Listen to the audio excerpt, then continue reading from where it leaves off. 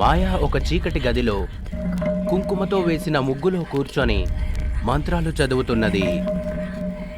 ఆమె ముందొక నిమ్మకాయ ఉన్నది. అది చూస్తుండగానే ఎర్రగా మారింది. అంతలోనే గదంతా రణఘోణ ధ్వనులతో మోగిపోయింది. అంతలోనే ఒక వ్యక్తి ఆమె ముందు ప్రత్యక్షమయ్యాడు. ఆమె తల మీద కొమ్ములున్నాయి. దయ్యాన్ని పిలిచే అంత ధైర్యవంతులు ఎవరిక్కడా? అది నేనే. అవునా? చెప్పు, ఏం కావాలి నీకు? నేను గొడ్రాల్ని. నాకు పిల్లలు పుట్టారని డాక్టర్ చెప్పారు. కానీ నాకు తల్లి కావాలని ఆశగా ఉంది. నేను తల్లి కావాలి. అది విని ఆ దయ్యం నవ్వి అన్నాడు, ఆలోచించుకో అమ్మాయి. ఎందుకంటే సమయం వచ్చినప్పుడు వాళ్ళలోంచి ఒకరిని బలి ఇవ్వాల్సి ఉంటుంది. నువ్వు ఇవ్వగలవా? 6 రోజుల క్రితం మాయా ఒక గాయని వాళ్ళ బృందంలో పనిచేస్తున్న గిటారిస్ట్ రవితో ప్రేమలో పడింది. ప్రతిసారి కాన్సర్ట్ ముగిసిన తర్వాత వాళ్ళిద్దరూ కలిసి గదిలో రొమాన్స్ చేసుకుంటారు. చాలాసార్లు వాళ్ళు శారీరకంగా కలిసినా కూడా ఆమె కడుపు పండలేదు. ఒక రాత్రి ఇద్దరూ బెడ్ మీద పడుకున్నారు. మాయా రవితో అంది, కానీ నువ్వు నాతో పాటు ఎందుకున్నావు?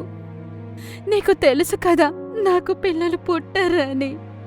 అరే, మన బంధం పిల్లల కోసం కాదు కదా. కావాలంటే పిల్లలను దత్తత తీసుకొని పెంచుకుందాము. నీకు చెప్పడానికి చాలా సులువే, కానీ నీకు ఒక కూతురుంది.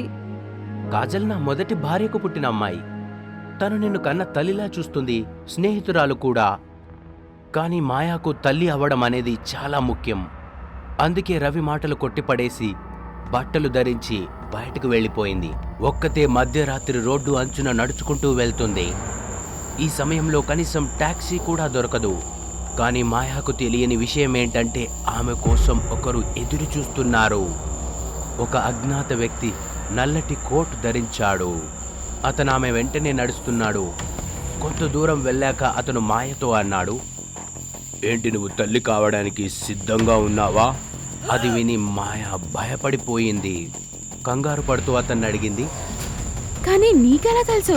నేను మళ్ళీ అడగను. నీ సమస్యకు పరిష్కారం కావాలంటే నాతో పాటు రా, నీకు వెంటనే తెలుస్తోంది. అలా చెప్పి అతను వెనక్కి తిరిగి నడవడం ప్రారంభించాడు. మాయా కూడా అతన్ని అనుసరిస్తూ ముందుకు అడుగులేసింది. ఇద్దరూ ఒక పురాతన భవనం ముందుకు చేరుకున్నారు. మాయా ఆ భవనాన్ని చూస్తూ ఉంది. ఈ మంత్రం నేర్చుకో. ఈ చీకటి గదిలో కూర్చొని పదే పదే ఆ మంత్రాన్ని ఉపదేశించు. ఈ పని గనుక నువ్వు సరిగ్గా చేస్తే నీకు కావాల్సింది లభిస్తుంది. అలా చెప్పి మాయాను ఆ గదిలో ఒంటరిగా ఉంచి వెళ్ళిపోయాడు. మాయా మంత్రాన్ని నేర్చుకుని వెళ్ళి ఆ ముగ్గులో కూర్చుంది. 6 సంవత్సరాల తర్వాత రవి మరియు మాయాకు పెళ్ళై 6 సంవత్సరాలయ్యింది. రవి మరియు మాయా ఒక పెద్ద భవనంలో వాళ్ల 3 పిల్లలతో కలిసుంటారు. రవి మరియు మాయాకు పుట్టిన కవల పిల్లలు వరుణ్ మరియు అరుణ్. ఇంకో వారంతో వాళ్లు పుట్టి 6 సంవత్సరాలవుతుంది. కాజల్ వరుణ్ మరియు అరుణ్కు అక్క అవుతుంది. కానీ వాళ్ల తల్లి ఈమెనే ఎక్కువ ప్రేమిస్తుంది. ఒకరోజు అందరూ డైనింగ్ టేబుల్ దగ్గర కూర్చొని భోజనం చేస్తున్నారు. అకస్మాత్తుగా మాయా దగ్గడం ప్రారంభించింది. రవి నీళ్లు తాగించాడు, అయినా కూడా ఆ దగ్గు అస్సలు తగ్గడం లేదు. అంతలోనే మాయా నోట్లోంచి రక్తం టేబుల్ మీద పడింది. కొద్దిసేపటికే మాయా కళ్ళలోంచి ముక్కులోంచి రక్తం పారుతుంది.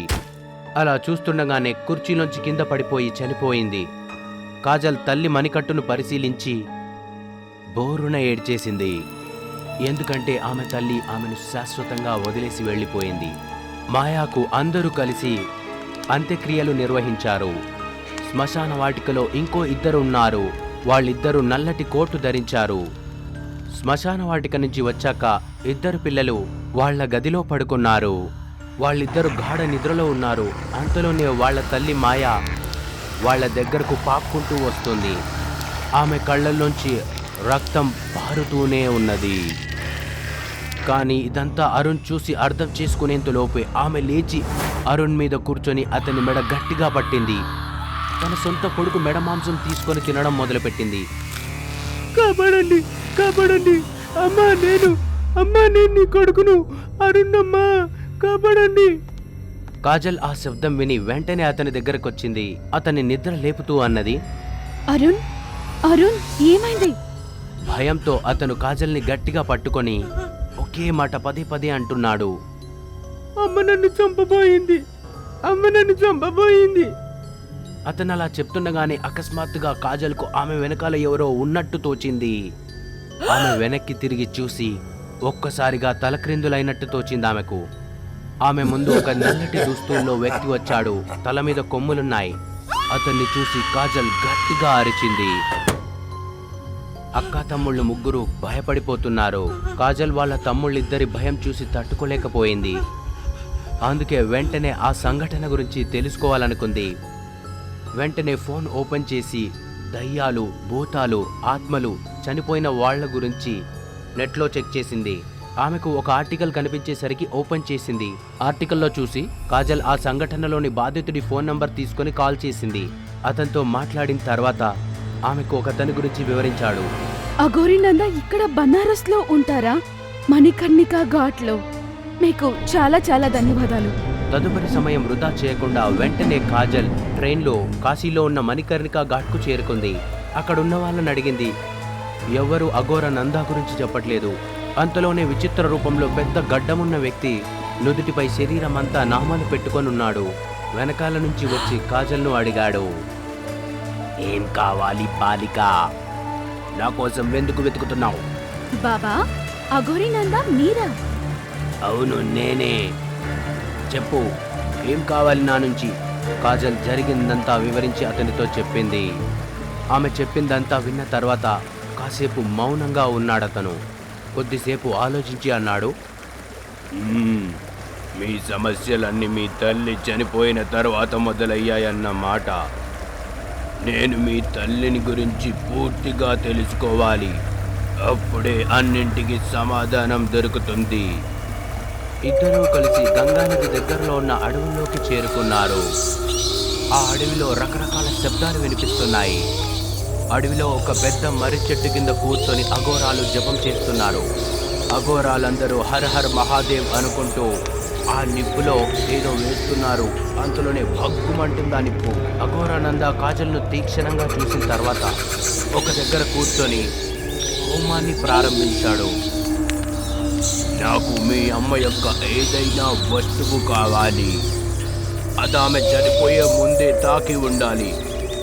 ఆమెకు బాగా ఇష్టమైన వస్తువు. కాజల్ దగ్గర మాయా ఇచ్చిన ఒక జూకా ఉన్నది.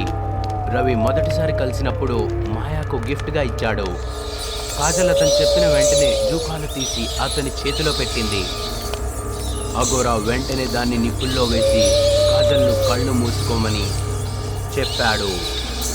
కళ్ళు మూసుకోగానే ఆ మబ్బుల్లో ఆమెకొకటి కనిపించింది. ఒక చీకటి గదిలో తన తల్లి ఒక దయ్యం ముందు ముగ్గులో కూర్చొని మంత్రాలు చదువుతూ కనిపించింది.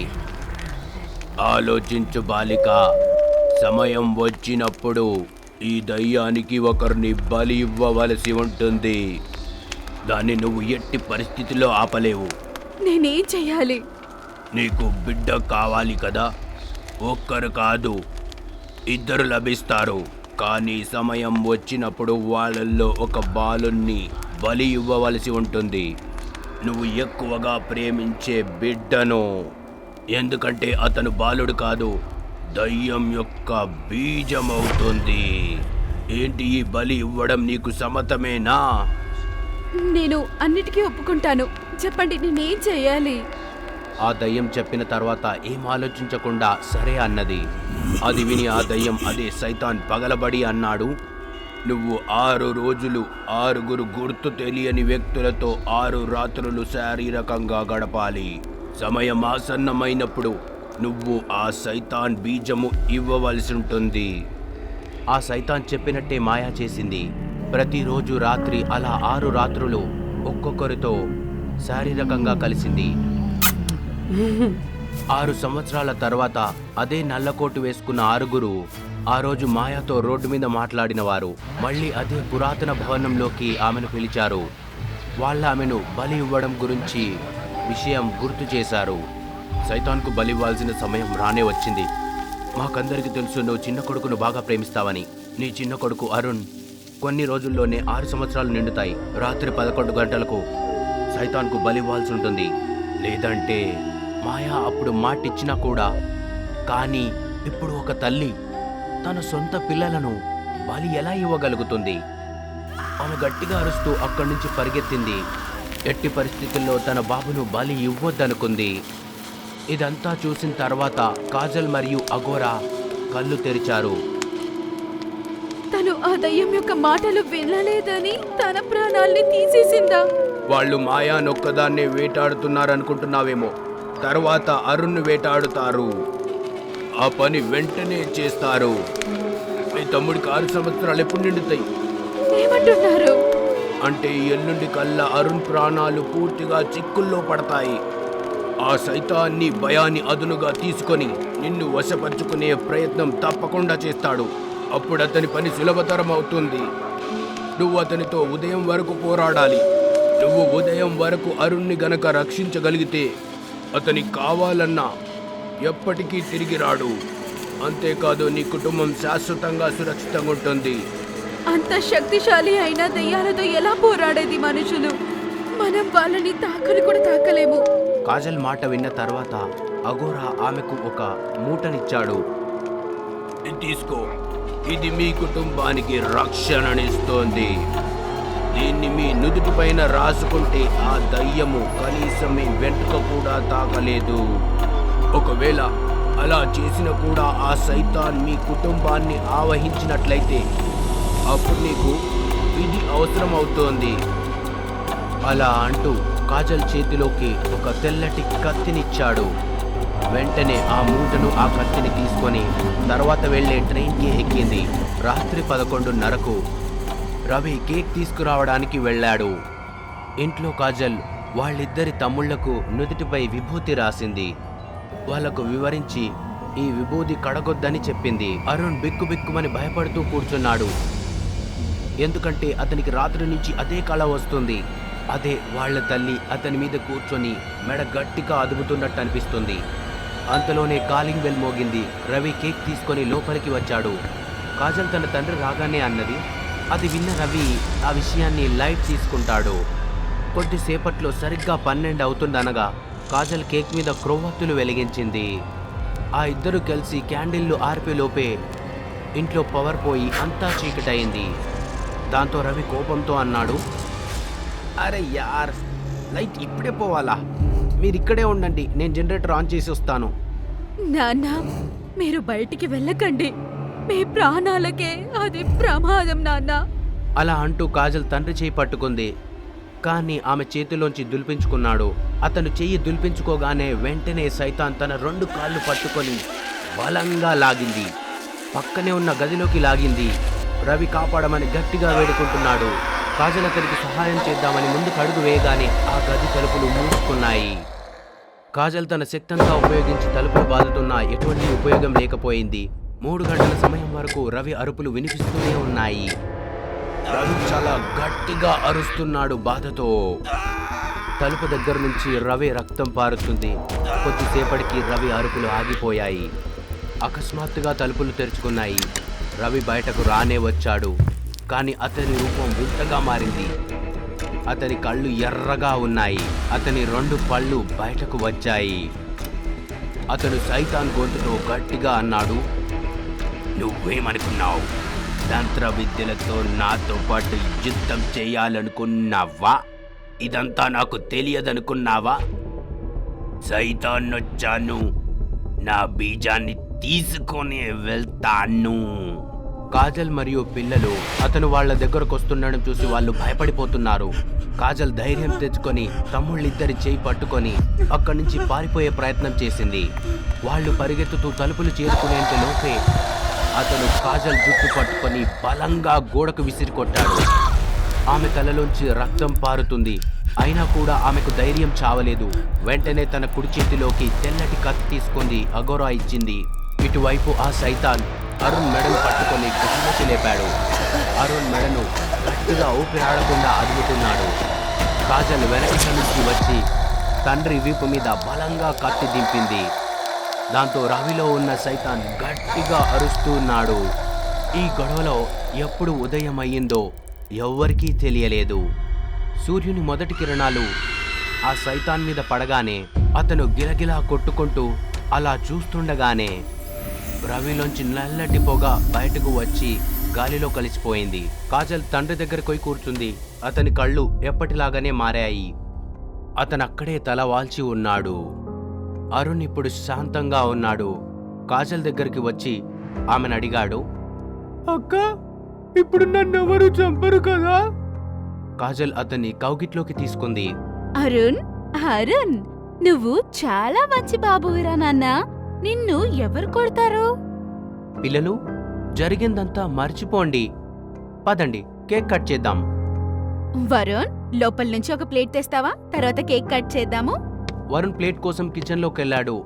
అతనికి అక్కడ ఒక పేపర్ కనిపించింది. ఇది అదే పేపర్. దాని సహాయంతోనే సైతాన్ను ఈ ప్రపంచంలోకి తీసుకొచ్చింది. తల్లి కావాలన్న తన కోరికను పూర్తి చేసుకుంది. ఇలాంటి భయంకరమైన కథలు మరిన్ని చూడాలనుకుంటే డూడు టీవీ తెలుగుకు సబ్స్క్రైబ్ చేసుకోండి. ఒకవేళ మీ దగ్గర ఇలా భయపెట్టించే కథ గనక ఉంటే ఇప్పుడే ఆ కథను మా మెయిల్ అడ్రస్కు పంపించండి. ఒకవేళ పంపితే తరువాత వచ్చే కథ మీ కథే అయ్యుంటుందేమో.